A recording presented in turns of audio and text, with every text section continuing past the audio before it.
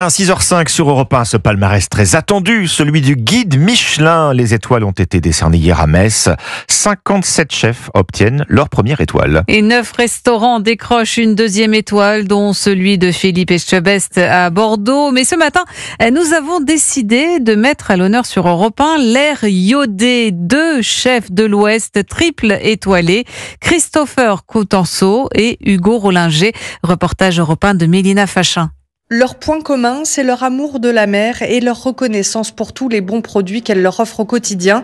Pour Christopher Coutenceau, dont le restaurant qui porte son nom se trouve à La Rochelle, cette 3e étoile est une revanche. Il l'avait perdue en 2023 après la crise du Covid. J'ai toujours été compétiteur, je me suis jamais caché, je voulais 3 étoiles.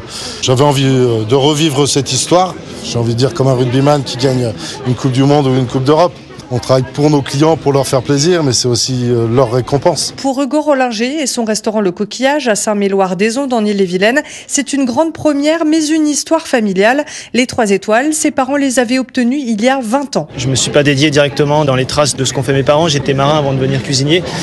Donc j'ai dû leur prouver parce qu'effectivement, les histoires de transmission, passer derrière un père, ça a quelques avantages, mais ça a quelques inconvénients aussi.